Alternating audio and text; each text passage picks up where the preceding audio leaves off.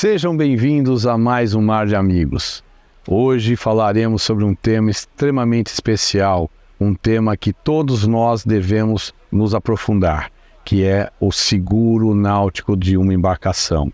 Para isso, hoje, nós estamos aqui com o CEO, o proprietário, o expert na parte de seguro náutico, o Fábio Avelar, da Brancante Seguros. Obrigado, Fábio, um grande amigo meu, né? Prazer é todo meu de estar aqui com vocês. Que ótimo, que hoje aqui nós vamos ter que prender a atenção de vocês até o final. Não se esqueça de deixar o seu gostei, não se esqueça de se inscrever em nosso canal.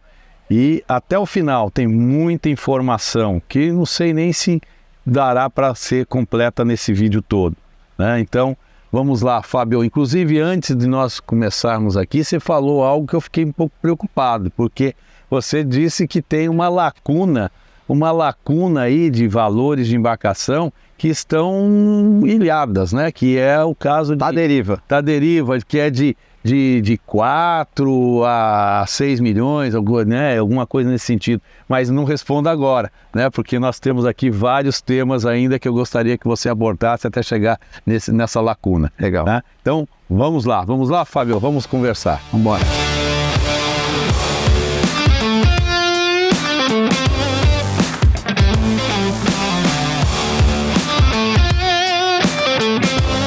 Então, Fábio, antes de falar sobre essa lacuna, você é da Brancante Seguros, que no caso você é um corretor, é isso? Isso. Então, vamos deixar claro aqui para os nossos mar de amigos, o que é um corretor, qual o papel de um corretor e qual é o papel da seguradora. Qual é, né? O que é? Porque acaba se fundindo, né? Eu acho até bacana a pergunta, João, porque existe realmente essa confusão. A Brancante está no mercado há mais de 25 anos, nós vamos fazer mais, não, vamos fazer 25 anos no ano que vem, e já existe muito dessa confusão realmente por parte de clientes, de muitas vezes falarem, pô, você não está querendo aceitar o meu barco, por exemplo. Veja, o corretor ele é um intermediário entre a seguradora e o cliente. Cabe a ele ter o expertise sobre aquilo que ele está vendendo, saber enquadrar esse risco, saber extrair o perfil desse cliente para a seguradora, para a melhor seguradora que tiver, ou mesmo, diante da situação que a gente vive atualmente, para a única seguradora, às vezes, que possa operar, mas ele serve como intermediário disso. Então é um pouco errônea essa situação de, você da Brancante não quer fazer. Poxa, nosso interesse é comercializar, é fazer. Né? Muitas vezes pode acontecer da gente não ter o produto. É como você chegar num posto de gasolina e falar, eu quero encher meu tanque, mas tá em greve, não tem gasolina. O posto quer vender a gasolina, né? Então essa é a diferença básica aí entre o corretor e a seguradora. A seguradora muitas vezes não tem expertise. Quem tem é o corretor, por isso ele é o intermediário do negócio. Tá, então o corretor, ele é o que vai possibilitar o elo entre o contratante e a contratada. Perfeito. Ok, isso aí. Então, em todos os aspectos, né? Tem que deixar claro que assim, o corretor não pode ser só um tirador de pedido. Ele tem que acompanhar esse cliente desde da confecção da proposta, propriamente ao seguro em si e principalmente acompanhá-lo no caso de sinistro depois, né? Porque também é ele que tem que fazer esse papel de acompanhamento. O que o cliente deve ou pode esperar do corretor? Foi o que eu estava te falando antecipadamente, né? Quando eu falei dos processos. Eu acho que assim, existe uma necessidade muito grande do cliente conversar com o corretor dele. Você delegar essa situação uma secretária, para um assistente, para o financeiro da empresa, eu não aconselho muito. Eu acho que é o brinquedo do cara, e você sabe muito bem disso. Ele sabe da utilização dele, ele sabe o quanto custa, ele sabe para onde ele vai, ele sabe tudo sobre isso. E quanto mais informações ele puder fornecer ao corretor, melhor vai ser a confecção dessa proposta. Existem diversas coberturas facultativas ou adicionais, que a gente chama, que vão se enquadrar para a sua necessidade. Exemplo. Você, por exemplo, participa de regata. Você tem um veleiro e participa de regata. Se você não me falar que você participa de regata, eu vou cobrir o seu veleiro, mas se você estiver participando de uma regata, você pode não estar coberto, porque eu estou achando que você é um cruzeirista. E muitas vezes a sua secretária ou seu assistente não sabe o que você faz. Então eu acho que é muito importante que exista esse contato com o corretor. Depois dessa confecção da proposta feita, ele tem por obrigação, como qualquer corretor, acompanhar essa apólice, emissão de apólice, emissão de boletos de pagamento e principalmente, ou ter um setor dentro da empresa voltado para o atendimento em caso de sinistro. Sinistro é onde o corretor mostra a especialidade dele. Porque cá entre nós, João, óbvio que existe aí um expertise, um conhecimento para se fazer uma proposta. Mas ainda assim você tem portais de cálculo, você tem sistemas que te ajudam a fazer isso. Agora, na hora de um sinistro, aí é que o teu corretor vai mostrar para que veio. E dentro desse linguajar, né, que para você do teu cotidiano, você falou agora vários momentos sinistro. Tá. O que é sinistro? Existe diferença de sinistro, acidente? Não, é só um linguajar. O sinistro é o acidente. Ele é o acidente. E a gente fala em sinistro porque assim, toda cobertura de sinistro ela é dada através de um acidente. E o acidente tem que ter uma causa externa. Exemplo, pane seca. Eu tive uma pane seca no mar e eu preciso acionar meu seguro. Tem cobertura? Isso não é uma causa externa, não é um acidente. Isso cá entre nós é uma negligência. Você saiu com o teu barco, você deveria, inclusive, ter respeitado a lei de 1/3, né? Mas nem isso passível de multa, né? É passível de multa. Então, pô, você teve uma pane seca, precisou de um reboque e a minha despesa foi alta. Amigo, faz parte do teu... do teu checklist que você não fez. Claro. Então, basicamente é isso. Mas sinistro e acidente é a mesma coisa. O que é o maior risco para uma seguradora? O que pode ocasionar mais sinistro, ou seja, o acidente? É a condução, é a manutenção ou é os dois juntos? O que é o vilão? Olha, João, a manutenção, sem sombra de dúvidas, ela é importantíssima, ela deve ser feita e às vezes ela é sim causadora de alguns acidentes. Principalmente, o que a gente vê muito hoje é a colocação de equipamentos dentro do barco cuja embarcação não estava preparada para isso. E aí você culpa quem? Você culpa o estaleiro? Não, o estaleiro soltou a embarcação dimensionada para aqueles equipamentos que ele calculou que ela tinha condição de ter. Aí você, João, quer o quê? Colocar um som cheio de módulos de potência, uma churrasqueira elétrica na popa, luzes subaquáticas e você vai instalando. Você mudou todo o seu chicote elétrico? Você refez esses cálculos para saber se a sua embarcação suportaria isso? Ah, não, eu mandei no Zezinho, que é meu parça lá, e ele fez. Fogo, né? Ou seja, incêndio. Então, ela contribui. A falta de manutenção ou esse tipo de coisa vem contribuindo para o sinistro? Sim, mas o grande vilão, infelizmente, é o despreparo dos comandantes. Mais de 70% dos nossos sinistros hoje se dão por falha humana.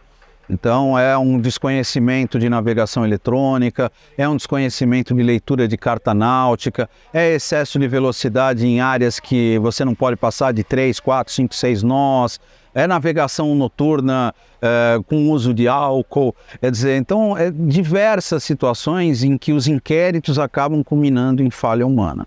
Independente de inquérito, a gente acaba sabendo isso até antes. Então, dentro dessa faixa que você está mencionando, então aí nós estamos falando do fator risco, né? Sim. É uma faixa que está sendo considerada como um fator de risco maior. Exatamente. Dentro desse fator de risco, qual é o grande vilão desse risco? O que é esse risco que para a seguradora é fatal? Bom, por óbvio, assim, o incêndio é o principal. O incêndio. O incêndio é o principal, sem sombra de dúvidas, porque o incêndio é a perda total. Não sobra nada. Uma embarcação de fibra, você sabe como é que é. Por mais que você tenha, e a gente vem buscando ter sistemas automáticos de incêndio, alarmes e tudo para tentar minimizar isso, mas quando há a propagação, é muito difícil de você conter. E o número de incêndios realmente foi muito grande e acaba ocasionando naufrágio também. O que você tira do fundo não serve para absolutamente nada. Então, sem dúvida, o incêndio é o principal vilão. E quando nós falamos de um seguro náutico, ele se estende a que tipos de embarcações? Todas, na verdade todas. Hoje você tem no mercado seguro para jet ski, seguro para veleiros, seguro para lanchas, seguro para trawlers, seguro para embarcações de madeira, alumínio, naval, aço, fibra. Cada seguradora, João, opera dentro de um segmento que para ela é mais rentável ou que ela entende que é de menor risco. Mas essa questão do para onde se enquadra, a única diferença que é importante ter é que nós aqui operamos no mercado de esporte e recreio. Então, quando você fala, então eu tenho um graneleiro, eu tenho uma balsa, eu tenho um empurrador, um rebocador, é a mesma coisa? Não. Existe seguro para isso? Sim, em outra carteira, que é uma carteira chamada Cascos Marítimos, tem outro clausulado, outras condições gerais. No esporte e recreio, qualquer tipo de embarcação. Então, dentro disso, por exemplo, essa classificação, você tem uma categoria de barco que você pode dizer que essa trabalha com percentual maior e uma faixa que tem um percentual menor? Olha, assim, em primeiro lugar, não tem. Em primeiro lugar, assim, todas as tarifas de seguro, elas são colocadas por faixas de ano, de tamanho, não de modelo, mas ano, tamanho, material de casco de embarcação. Ou seja, uma embarcação nova até 5 anos de idade, ela tem uma taxa melhor do que a mesma embarcação que tenha 10 anos de idade, esteja numa outra faixa. Conforme a embarcação vai ficando mais velha ou mais antiga, ela acaba tendo uma sobretaxa, ela acaba tendo uma taxa maior. Ainda assim, dentro das classificações de barco, você tem, por exemplo, um veleiro que tem uma tarifa menor do que uma tarifa de lancha. Você tem, por exemplo, um jet ski que tem uma tarifa maior do que a de lancha e maior do que a de veleiro. Tudo isso é análise de risco. Aonde está o maior risco? Então é aonde eu vou ter que cobrar mais. Então existe sim essa diferença de taxa para ano, para modelo, para tamanho, para material de casco. E aquela lacuna que nós começamos a falar, esse ponto... Essa é brava. É uma verdade, infelizmente é uma verdade. É uma briga que a gente está no mercado para, como corretor, né, deixando claro que a minha intenção como corretor é buscar esse equilíbrio, tanto para atender os nossos clientes, como para poder também dar equilíbrio para a seguradora. E esta faixa de embarcações aí entre 2,5 milhões e 5 milhões de reais aproximadamente, ela tem sido a grande vilã do mercado com relação à sinistralidade. Agora, você pode generalizar? Essa é a minha opinião. Não, não se pode generalizar. Aí sim entra aquela questão até no próprio desconhecimento das seguradoras, onde elas operam com números, apenas com números. Então o João, por exemplo, que eu conheço há 1 milhão de anos, que é um capitão excepcional, tem uma embarcação excepcional, mas essa embarcação custa 4 milhões de reais. Ela deveria ser segurada? Na minha opinião, sim. Agora, o João, infelizmente, é colocado dentro desse mesmo pacote, porque a seguradora interpreta que essa faixa está sendo muito sinistrosa e com muita severidade. A gente está trabalhando na tentativa de trazer algumas novidades aí e modificar um pouco isso, mas como as tarifas para essas embarcações são muito pequenas, elas não estão se pagando. Então existe realmente essa dificuldade de se conseguir colocar essas embarcações no seguro hoje em dia. Agora, vou te colocar numa situação... Faz isso não, João. Uma situação meio desconfortável, né? Porque como você é um corretor, você está aí para atender, né, todas as marcas, todos os modelos. Mas aqui para nós sabemos bem que temos aí fabricantes que deixam a desejar, né, na construção do barco, né? Porque para construir um barco leva-se em consideração só aquilo que a pessoa está visualizando, mas não está entrando na essência que foi a construção, a elaboração, a parte de engenharia, elétrica, hidráulica, mecânica. Então, a maioria dos contratantes de seguros, eles acabam chegando e falando, olha, eu tenho o barco da marca XPTO. Existem marcas que são marcadas pelas seguradoras? Olha, existe. Então, tá bom, eu não vou... Existe. Não me peça, pelo amor de Deus, para que eu fale, mas existe, claro. E às vezes não é nem que exista assim... Existem marcas, por exemplo, que são muito boas em determinados modelos e que falharam em outros modelos. Então, às vezes a seguradora fica naquela situação, eu aceito a marca João, vamos dizer que existe uma marca João Bolt, mas eu aceito o João Bolt até tantos pés, porque ele era muito bom na construção até aqui. Mas este modelo específico a gente não quer. Entendi. Entendeu? Então existe isso. Então até o ideal para alguém que for adquirir uma embarcação nova ou usada seria consultá-lo, né? Se possível sim, né, João? Até porque, assim, não adianta você ter um Audi com motor de Fusca, né? Só para você falar que você tem um Audi, né? Porque, inclusive, na parte automotiva que a gente está acostumado, né? Existem algumas marcas, né, que são mais visadas ou, enfim, que não aceita mais determinados equipamentos de segurança. Sim. Então, a própria, né, os órgãos competentes já não deixam mais com que esses veículos circulem. Sim. Só que na nossa categoria náutica, né, com a Marinha, não existe isso, né? Nós não temos uma norma para padronizar, infelizmente, né? a confecção dos barcos, né? Então, existem marcas, então, que estão marcadas. Existe. Como são aceitos, barcos artesanais são aceitos, mas desde que ele tenha um critério, obviamente, de construção certificada, né? E nós estamos falando de algo que está dentro de um país de extensão continental. Sim. Qual a abrangência de um seguro? Ele pode ser feito apenas setorial, ele é feito territorial, como é que é isso? Não, as apólices, em primeiro lugar, no Brasil a gente não tem apólices de prazo curto, que a gente chama. Vou entrar na tua resposta, mas dentro desse contexto, o prazo curto seria: eu vou participar, por exemplo, da Semana de Vela de Ilhabela, quero fazer um seguro por um mês. Não existe. Fora do Brasil até existe algumas categorias. Aqui as apólices sempre são anuais. Então você fez em janeiro, ela vai valer até janeiro do ano que vem.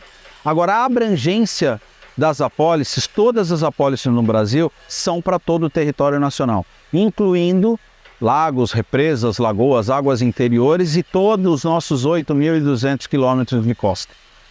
Agora, eu quero fazer uma navegação para o Caribe. Existe essa condição? Em algumas seguradoras você contrata como cobertura adicional a extensão de cobertura para esse limite de navegação, estendendo isso até o Caribe. Óbvio que tem uma série de perguntas: que época você vai, qual é a sua rota, onde você pretende se abrigar em caso de furacão, etc. Mas existe essa condição de você contratar. Não está fácil, tá, João? Porque também era uma cobertura que antes da pandemia estava na prateleira e agora uma ou outra seguradora que faz, e na grande maioria das vezes está difícil de se conseguir. Entendi. Mas território nacional todo. Território nacional todo. E a questão... Noronha e tal. Tudo for água brasileira. Então, no caso aqui hoje, que nós temos até o Mercosul, nós temos aqui, nesse caso, passou da área do nosso território, aí parou. Aí, se ele quiser ir para a Argentina, por exemplo, ele tem que fazer uma extensão de cobertura para isso. Entendi. E agora, dentro da área territorial, ou seja, se a pessoa também, que nós temos hoje grandes embarcações pelas regiões também interioranas, né? Sim, tem Furnas, né? Sim. Então quer dizer que se eu tiver um barco segurado que está aqui para o litoral, aqui para o canal de Bertioga, e eu resolver levá-lo para Furnas, quer dizer que aquele seguro também se estende para aquela região. Em se tratando de cobertura para navegação, sim. O que a seguradora vai perguntar, possivelmente, é com relação ao local de guarda. Você não pode pegar, por exemplo, uma embarcação de 70 pés que está aqui numa beleza dessa de marina, com toda a estrutura, e falar: eu estou levando para Furnas para guardar dentro da minha casa, que eu mesmo vou colocar e tirar ela dentro da minha garagem com um guincho elétrico numa rampa de 45 graus. Aí ela vai planar. Aí agora você deixou um ponto que, para ser sincero, eu gostaria de me estender, mas eu acho que esse bate-papo vai se alongar bastante. Então eu gostaria de deixar aqui até uma sugestão, né, para que os nossos amigos do Mar de Amigos que sugiram, né, para que de repente a gente possa fazer um bate-papo exclusivo sobre marinas, porque também com essa parte de seguro, né, porque nós estamos falando aqui exclusivamente sobre seguro náutico para as embarcações. Agora existe o seguro para as marinas. Né? Então, se o pessoal sugerir, você está disposto a fazer um tema sobre isso? Vamos lá, até porque uma coisa de certa forma está ligada à outra, né? Porque você pode, por exemplo, ter a aceitação do seguro da sua embarcação mas perder essa cobertura porque a sua marina não está preparada para esse barco. E essa marina pode não conseguir fazer seguro para ela própria por conta daquilo que ela oferece das suas instalações. Então esse é um risco que a gente também tem que analisar. Às vezes o proprietário é muito bom, ele tem uma habilitação perfeita, ele tem experiência, ele tem um barco maravilhoso, que é de risco muito pequeno, mas como é que nós vamos aceitar que ele coloque isso numa marina cujo valor dela inteira não dá 10% do barco dele? Eu não quero perguntar, então, poxa, eu quero só te pedir o seguinte, para que a gente possa aqui deixar uma mensagem para os nossos espectadores, o que você, dentro do teu profissionalismo, o que você tem de mensagem para dar para uma pessoa que queira contratar um seguro? Você tem alguma mensagem que você acha que é fundamental? Em primeiro lugar, você deu um exemplo muito bacana no começo, talvez sem nem ter, porque nós não combinamos isso. O seguro tem que ser com um especialista. Essa coisa do trocas que acontece muito em bancos, por exemplo, olha, eu estou precisando de uma linha de crédito para não sei o quê, e o gerente fala, eu te dou a linha de crédito, mas deixa eu fazer o teu seguro. Não cai nessa. Primeiro que assim, não é necessário. E outra, você está muito exposto com uma situação dessa. Outra coisa, o seu corretor, amigo, cunhado, parceiro de infância que faz o seguro do seu automóvel, lembra, ele pode ser um clínico geral, mas ele não é um especialista na área de náutico. Então assim, deixa ele continuar fazendo os seus seguros, aqueles que ele conhece, que ele tem capacidade para isso, mas busque um corretor especializado para fazer o seguro da tua embarcação. Esse é o principal, fundamental é isso. Não é fácil regular um sinistro, acompanhar um sinistro de um barco, João. Até inquéritos de marinha, depoimentos que são dados relativos ao acidente, tudo isso o corretor tem que acompanhar. Retirada do barco, um barco que afundou. O que você faz quando afundou? A primeira coisa que você vai fazer é ligar para o teu corretor. Ele tem que te instruir. Ele tem que te dar orientações, um contato, uma pessoa, acompanhar, ir até o local, se for o caso. Não é brincadeira. Que inclusive isso daí tem algo muito mais grave, né? Que é o crime ambiental. Sim, né? Sim. E se o corretor não amparar de imediato... Vem essa também. Né? Tem esse problema que é grave. Há muitos anos atrás tinha aquela coisa de, mas afundou, está muito fundo, pode deixar, vira viveiro natural de peixe. Acabou, gente, isso não existe mais. Tem que tirar. Né? Você tem muito componente tóxico dentro de um barco, além dos próprios tanques de combustível, que normalmente tem combustível dentro. E a marinha hoje, assim, você tem uma embarcaçãozinha de 19 pés que afundou a 25 metros de profundidade, você tem que tirar. A não ser que você comprove que aquilo é um lodo, ela afundou inteira e ela não vai estar causando realmente risco nenhum, e mesmo assim é duro, hein? Porque na maioria das vezes você tem que tirar.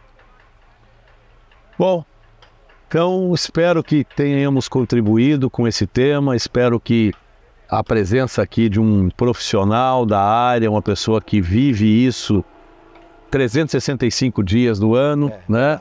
Voltado, apaixonado pela náutica, porque não basta só ser profissional da náutica, ele também tem que gostar daquilo que faz. E o Fábio, tenho certeza que ele adora o que faz e faz bem feito. Muito obrigado. Então, Fábio, muito obrigado. Eu que agradeço a você, a Unináutica, eu estou com o nome da Nacionais na cabeça. É que eu gostei tanto da Marina, a Marina é muito bonita. E obrigado a todos vocês, estou à disposição para o que você precisar, quantas vezes for para a gente esclarecer dúvidas. Acho importantíssimo isso, porque ainda existe muita dúvida. Só acrescentando uma coisa que eu esqueci, para você ver que isso surpreendeu até a mim. Aquele último acidente que a gente teve, catastrófico aqui na região, 50% das embarcações que foram acometidas por aquilo não tinham seguro. Ainda existe essa consciência de que o seguro para a embarcação é desnecessário. Então, senhores, vamos navegar. Navegar é saudável, navegar é preciso. Vamos lá, né? Vamos lá. Vem para o mar de amigos, vamos navegar. Obrigado, amigo. Tudo bom.